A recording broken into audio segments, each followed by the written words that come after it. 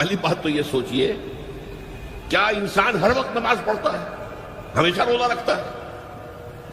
جب اللہ کہہ رہا میں نے تو پیدا ہی کیا میری عبادت کے لیے، کوئی اور کام اگر وہ کر رہا ہے تو وہ میرے مقصد تخلیق کے خلاف کر رہا ہے۔ وَمَا خَلَقْتُ الْجِنَّ وَالْإِنسَ إِلَّا لِيَعْبُدُونِ، میں نے تو جنوں اور انسانوں کو صرف اس لیے پیدا کیا کہ میری عبادت کریں۔ تو اصل میں بات کیا ہے؟ یہ نماز، روزہ، حج اور زکوٰۃ یہ بھی عبادات تو ہیں، اصل عبادت کچھ اور ہے۔ اصل عبادت کیا ہے؟ الحمدللہ وکفا والصلاة والسلام علی عبادہ الذین اصطفیٰ،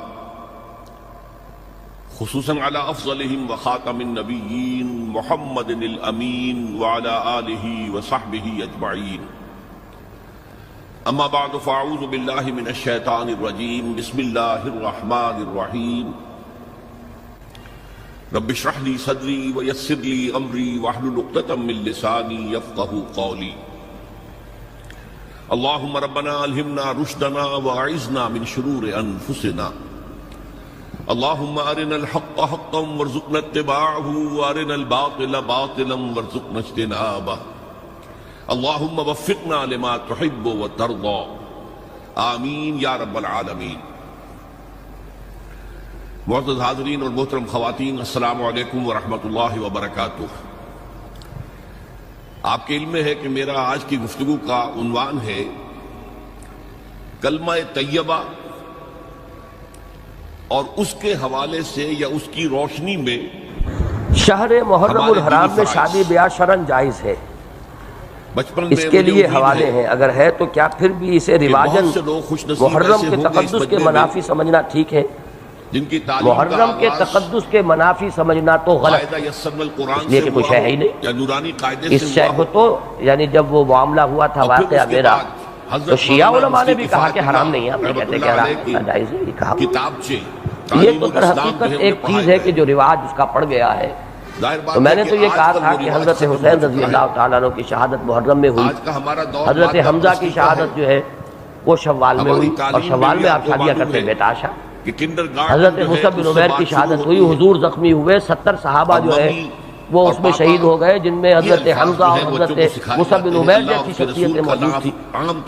اگر یعنی خاک کربلا پر بھی اگر یہ اتنی تعداد میں جام شہادت نوش کیا ہے، بچے بھی بڑے بھی، تو وہاں تو یہ کہ 70 جو ہیں صحابہ کرام حضور کے صلی اللہ علیہ وسلم، لیکن یہ کہ یہ کہاں ہے کہ اس شوال کے مہینے میں آپ شادی نہیں کر سکتے؟ غزوہ احد شوال میں ہوا۔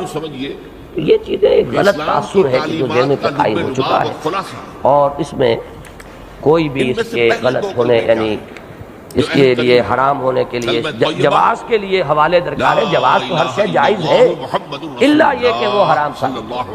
ہماری تو شریعت کا کہ اصل جو ہے وہ مباح ہے ہر چیز، الا یہ کہ اس کے لیے کوئی ممانعت وارد ہو گئی وہ تو جائز ہے، الا یہ کہ بلا کیا گیا۔ دوسرا کلمہ اسی میں لفظ شہادت کا اضافہ ہو کر اشہد ان لا الہ الا اللہ واشہد ان محمد رسول اللہ صلی اللہ علیہ وسلم۔ یہ کلمہ شہادت جو ہے یہ اسلام میں داخلے کا شاہ درا ہے۔ شاہ درا، در کہتے ہیں دروازے کو، شاہ درا بہت بڑا دروازہ ہے۔ جو لوگ دلی سے واقف ہیں انہیں یاد ہوگا، معلوم ہوگا کہ دلی جو ہے وہ جمنا ندی یا جمنا دریا کے مغرب میں واقع ہے، اور مشرق سے جو بھی آتا ہے یو پی سے، اس کو پہلے ایک قصبے سے گزرنا پڑتا ہے، جس کے بعد پل آتا ہے جمنا کا، اور اس قصبے کا نام ہے شاہدرہ پل۔ اسی طرح کا شاہدرہ ایک لاہور میں ہے۔ لاہور جو ہے وہ راوی کے جنوب مشرقی کنارے پر ہے، آباد ہے شہر۔ اب جو بھی پشاور سے، سرحد سے، اسلام آباد سے، پورے پنجاب سے لوگ آتے ہیں تو انہیں لاہور میں داخل ہونے کے لیے دریائے راوی کراس کرنا ہوتا ہے، لہذا وہاں بھی ایک قصبہ ہے جس کا نام شاہدرہ ہے۔ شاہدرہ یہ بڑا در ہے کہ جس سے داخل ہو کر آپ دلی میں یا لاہور میں داخل ہوں گے۔ اسی طرح میں نے عرض کیا کہ اسلام میں داخلے کے لیے شاہدرہ جو ہے وہ ہے اشہد ان لا الہ الا اللہ واشہد ان محمد رسول اللہ صلی اللہ علیہ وسلم۔ آج میں انہی دو کے حوالے سے آپ کے سامنے کچھ باتیں رکھ رہا ہوں۔ باتیں بالکل بنیادی ہیں، اور میں سمجھتا ہوں کہ آپ کے ذہنوں کے اندر موجود ہیں، صرف یہ ہے کہ آپ نے شاید زیادہ کبھی شعوری طور پر توجہ نہ دی ہو اور ان کے بارے میں کہیں گہرا غور و فکر نہ کیا ہو. دیکھیے پہلا جز کیا ہے؟ لا الہ الا اللہ، کلمہ توحید ہے. یہ اللہ کے سوا کوئی معبود نہیں. اب اس کا تقاضا کیا ہے؟ اور دوسرا جز ہے محمد الرسول اللہ صلی اللہ علیہ وسلم.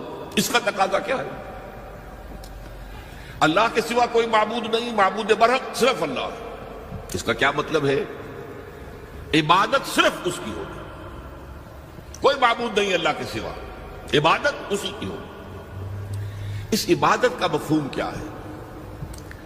قرآن مجید میں بہت سے انبیاء کی اور رسولوں کی دعوت بیان ہوئی اور نام بنام کہا گیا. ان کی دعوت کیا تھی؟ ان اعبدوا اللہ ما لکم من الہ غیرہ، اللہ کی عبادت کرو، تمہارا کوئی الہ اس کے سوا نہیں.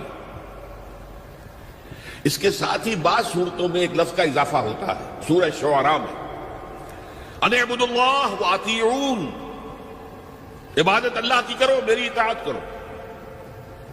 تو اللہ کی عبادت کیا ہے جس کے لیے سورہ زاریات میں فرمایا وَمَا خَلَقْتُ الْجِنَّ وَالْإِنسَ إِلَّا لِيَعْبُدُونَ، میں نے نہیں پیدا کیا ہے جنوں اور انسانوں کو مگر صرف اس لیے کہ میری عبادت کریں. تو معلوم ہوا کہ لا الہ الا اللہ کا تقاضا کیا ہے؟ ہمہ تن ہمہ وقت اللہ کی عبادت.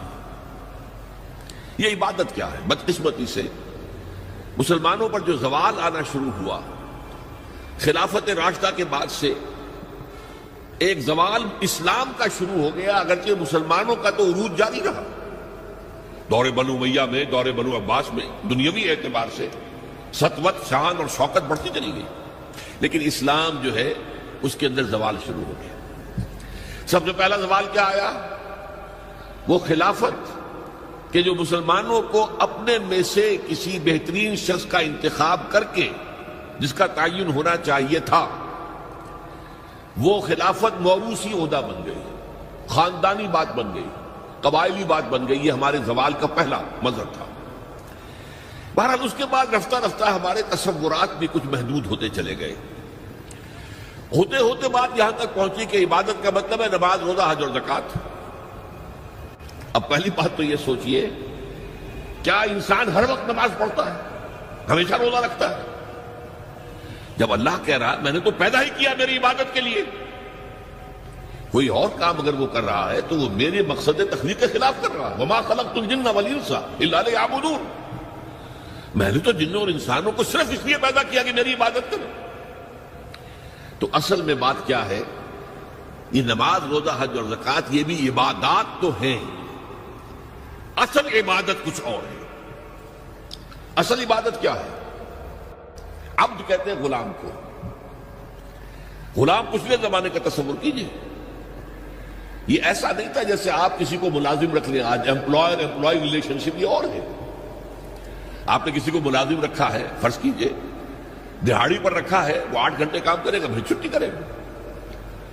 اس کے بعد وہ آپ کا کوئی تابع نہیں ہے، آپ کا غلام نہیں ہے، بلکہ آپ کا بھی ایک ہی ووٹ ہوگا. جب الیکشن ہوگا اس کا بھی ایک ہی ووٹ ہوگا.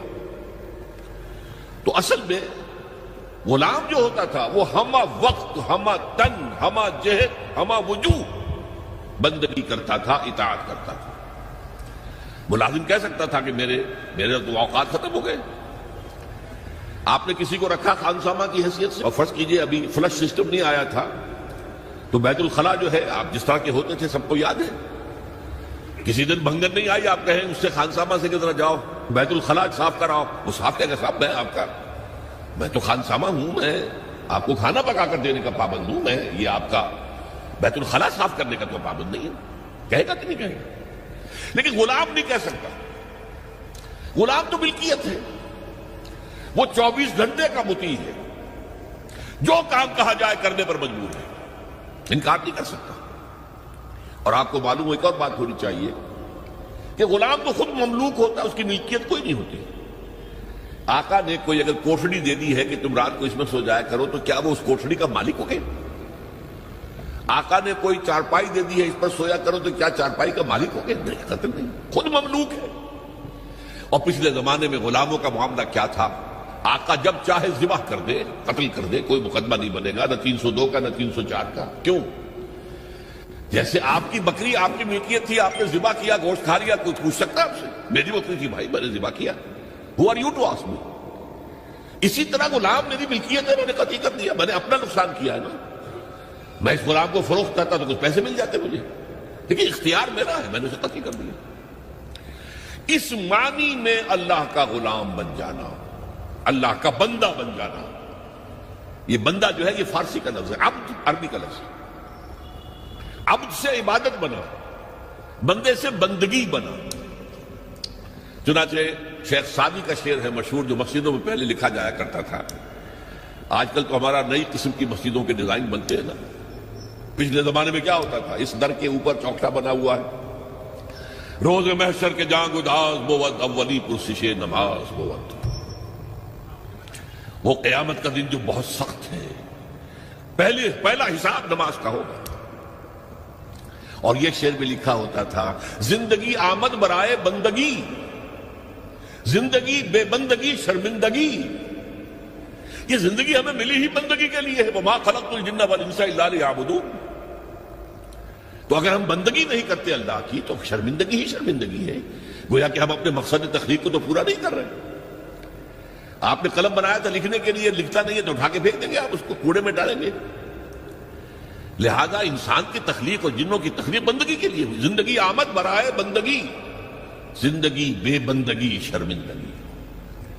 یہ ہمہ وقت، ہمہ تن، ہمہ وجوہ، ہمہ جہد اللہ کی اطاعت، یہ ہے عبادت۔ اس عبادت کے لیے عبادات ہمیں دی گئی ہے۔